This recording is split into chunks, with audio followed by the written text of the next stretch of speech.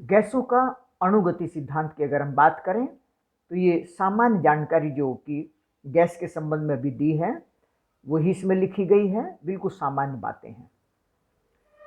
बायल का नियम गैसों के लिए होता है और गैसों के लिए जितने नियम होते हैं सब वो निश्चित द्रव्यमान की गैस के लिए होते हैं। बायल का नियम है स्थिर ताप पर किसी गैस की निश्चित मात्रा का आयतन उसके दाब के व्युत्क्रमानुपाती होता है, V समानुपाती 1/P, या P V बराबर कोई कांस्टेंट K इंटू 1/P या P इंटू V बराबर K नियतांक।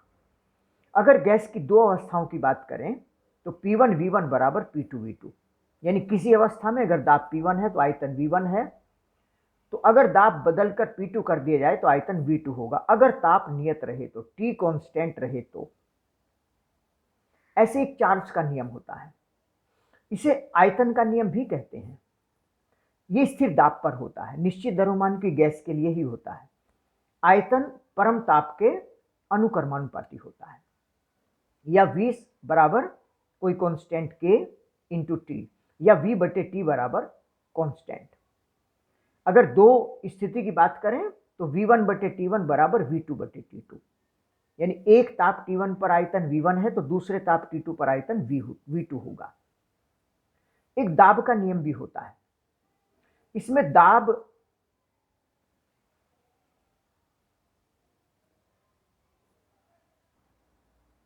एक दाब का नियम होता है। आयतन स्थिर हो, V स्थिर अगर रखा जाए तो किसी गैस की निश्चित मात्रा का दाब उसके परम ताप के अनुक्रमानुपाती होता है, यानी P समानुपाती T होगा या P बराबर कोई कांस्टेंट K इंटू T होगा। आयतन नियत है। अगर दोनों नियमों को मिलाएं तो आदर्श गैस समीकरण बनती है PV समानुपाती T या P बराबर RT। किसी भी द्रव्यमान की गैस के लिए यह है। एक मोल गैस की बात करें तो PV बराबर RT होता है। एक मोल जिसमें एवोगैड्रो संख्या n के बराबर मोलिक्यूल्स होते हैं। K बोल्ट्जमैन कांस्टेंट है। R बराबर NK होता है। K Boltzmann constant, N number of molecules. New mole gas के लिए P बराबर म्यू RT होता है। म्यू NKT कहिए, म्यू NKT। R का मान भी ये होता है। तो ये बिल्कुल बेसिक जानकारी है जो कि माइंड में कैसे भी कोई पॉइंट समझ में नहीं आए पूछिए और इसको तैयार करना होता है। बेसिक चीजें माइंड में क्लियर पड़ी रहनी चाहिए। गैसों का अणुगति सिद्धांत के आधार पर गैस दाब की गणना करने के लिए की गई परिकल्पनाएं, अभिगृहित पोस्टुलेट्स इन्हें कहते हैं।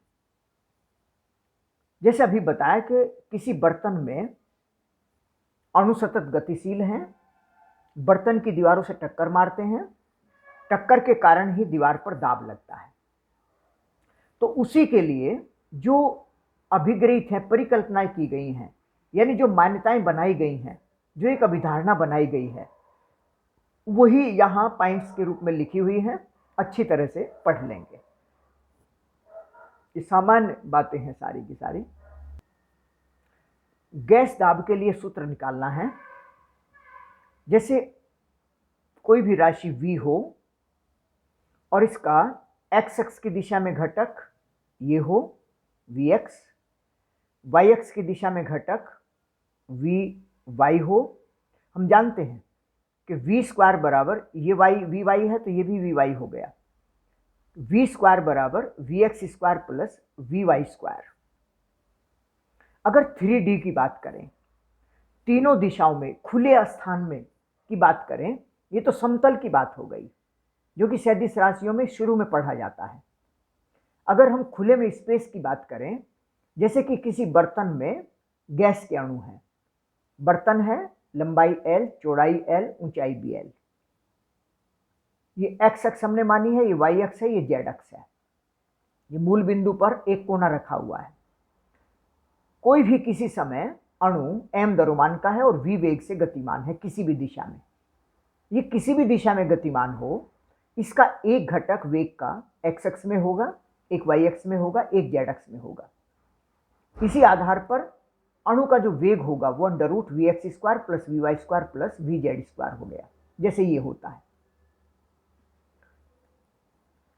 एक्स एक्स की दिशा में गतिमान अणुओं के वेग Vx1, Vx2, Vx3 ऐसे मान लेते। मान लीजिए n अणु है, टोटल अणुओं की संख्या n है।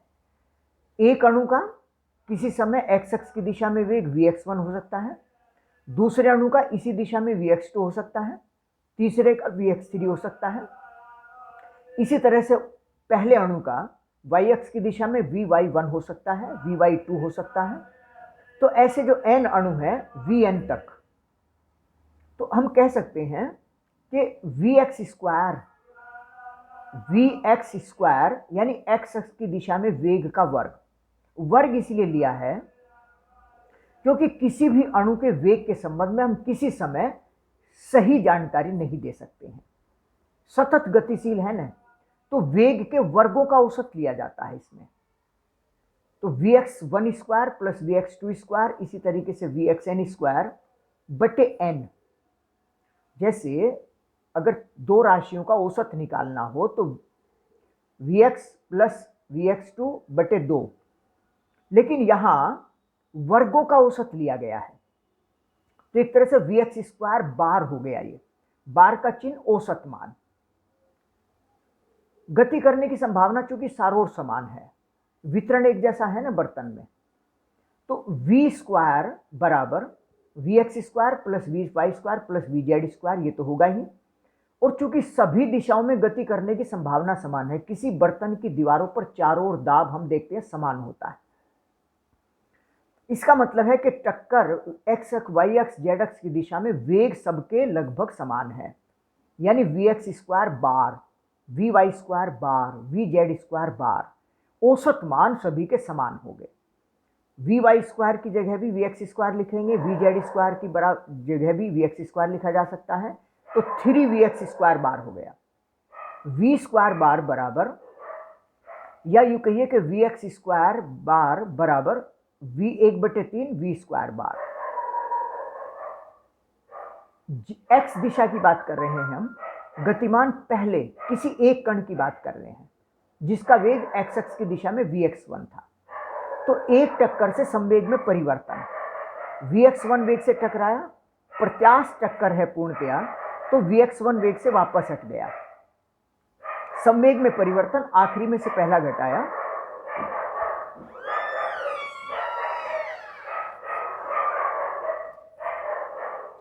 तो ये हो गया minus mvx1 minus mvx1 minus 2mvx1 हो गया।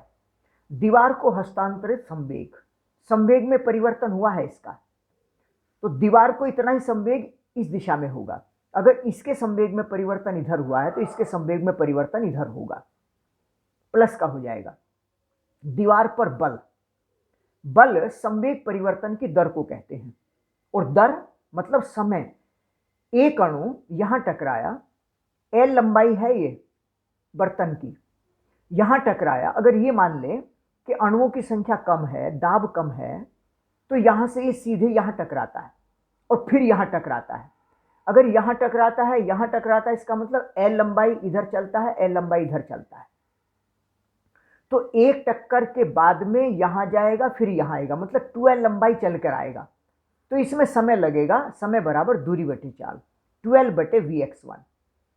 तो दीवार पर बल हो गया संवेग परिवर्तन की दर, न्यूटन का गति का दूसरा नियम होता है। तो 2mvx1 बटे 12/Vx1 हल किया तो ये आ गया। और दाब का मतलब है एकांक क्षेत्रफल पर लगने वाला बल। क्षेत्रफल दीवार, बर्तन की कोई भी दीवार है, L लंबाई है, L चौड़ाई है, तो क्षेत्रफल L स्क्वायर हो गया। इसलिए बल बटे क्षेत्रफल L स्क्वायर से और डिवाइड कर दिया है, और ये L क्यूब हो गया, आयतन हो गया, तो mvx1 स्क्वायर। सभी अणुओं द्वारा दाब m बटे v, Vx1 square plus Vx2 square plus Vxn square ऐसे हो जाएगा। ये एक अणु का हिसाब लगा रहे थे, और चूंकि n अणु हैं और x एक्स की दिशा में चलने वाले भी, कोई Vx1 वेग से टकरा रहा है, कोई Vx2 वेग से टकरा रहा है, तो इसलिए ये Vxn यहां तक के हो जाएंगे सारे, सभी का जोड़ हो जाएगा। और सभी का जोड़ का मतलब ये हुआ कि वी एक्स स्क्वायर का बार, ये लिखा है पहले। तो और चूंकि इसके बटे N V X V square था तो एन गुना हो गया, M upon V N V X square बराबर 1/3, इसकी जगह वी स्क्वायर लिख दिया, और P बराबर 1/3 एम एन बटे V into V square bar. ये m इंटू एन पूरी गैस के अणुओं का द्रव्यमान है, और आयतन से भाग देंगे तो घनत्व हो गया, द्रव्यमान बटे आयतन घनत्व होता है, तो 1/3 रो वी स्क्वायर बार। ये है गैस के द्वारा बर्तन की दीवारों पर पड़ने वाले दाब का व्यंजक। तो ये फॉर्मूला मेन हो गया, P बराबर 1/3 एम एन बटे V into V square bar. वेग के वर्ग का औसत मान है ये। बहुत बहुत इंपॉर्टेंट जानकारी है, बहुत अच्छी तरीके से तैयार कर लें, बेहद महत्वपूर्ण ये टॉपिक है।